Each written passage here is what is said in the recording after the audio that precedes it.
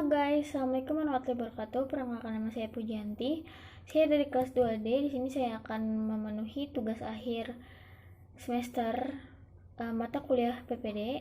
Saya dari Prodi Pendidikan Bahasa Inggris.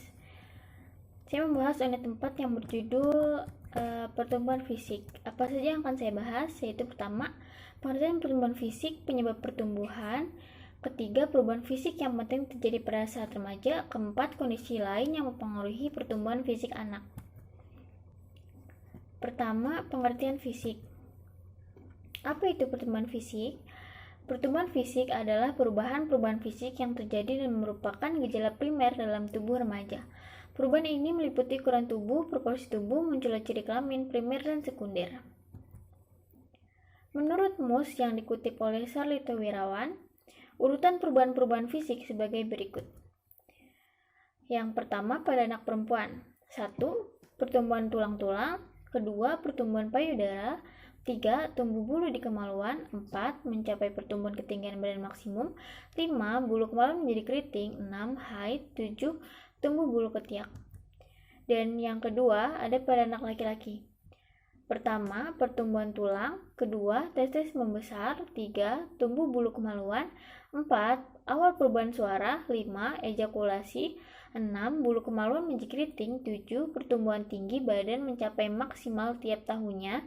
8. Tumbuh rambut halus di wajah. 9. Tumbuh bulu ketiak. 10. Akhir perubahan suara. 11. Rambut-rambut di wajah bertambah tebal. 12. Tumbuh bulu di dada. Dan pembahasan yang kedua ialah penyebab pertumbuhan fisik remaja.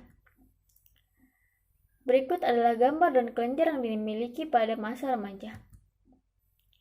Perubahan-perubahan fisik yang penting terjadi pada masa remaja. 1. Pertumbuhan ukuran tubuh. Pertumbuhan pada anak laki-laki akan mencapai bentuk tubuh dewasa pada usia 19 sampai 20 tahun, sedangkan anak perempuan usia 18 tahun. Dan yang kedua, perubahan proporsi tubuh. Proporsi yang tidak seimbang akan berlangsung sampai masa puber selesai dan sepenuhnya menjadi dewasa.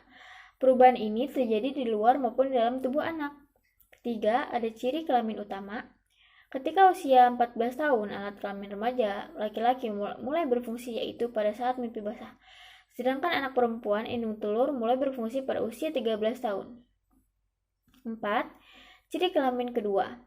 Pada anak perempuan biasanya buah dada membesar, pinggul melebar, tumbuh bulu di alat kelamin dan ketiak, suara sedangkan menjadi nyaring. Sedangkan anak laki-laki tumbuh kumis, jenggot, otot mulai tampak, bahu lebar, suara membesar, tubuh jakun, kulit menjadi kasar, dan pori membesar.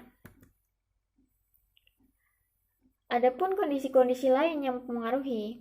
Pertama, ada pengaruh keluarga, meliputi faktor keturunan maupun faktor lingkungan. Karena faktor keturunan seorang anak dapat lebih tinggi atau panjang dari anak lain, lingkungan lebih banyak pengaruhnya terhadap berat tubuh daripada tinggi tubuh. Yang kedua, ada pengaruh gizi. Anak yang memperoleh gizi cukup akan lebih tinggi tubuhnya dan lebih cepat mencapai taraf remaja dibandingkan mereka yang kurang memperoleh gizi. 3. Gangguan emosional. Anak yang suka mengalami gangguan emosional akan membentuknya steroid adrenal yang berlebihan. 4. Jenis kelamin. Anak laki-laki cenderung lebih tinggi dan lebih berat daripada anak perempuan. Ini terjadi karena tulang dan otot pada anak laki-laki memang berbeda dengan anak perempuan. 5. Status sosial ekonomi. Anak yang berasal dari keluarga yang berstatus ekonomi rendah cenderung lebih kecil dibandingkan anak yang berasal dari keluarga yang status ekonomi tinggi. 6. Kesehatan anak. Kesehatan anak yang sehat dan jarang sakit biasanya akan memiliki tubuh yang lebih berat daripada anak yang sering sakit. 7. Pengaruh bentuk tubuh. Apakah mesomorf, ektomorf, atau endomorf akan mempengaruhi besar kecilnya tubuh anak? Misalnya, anak yang bangun tubuhnya metamorf akan lebih besar daripada anak yang endomorf atau anak yang ektomorf. Thank you.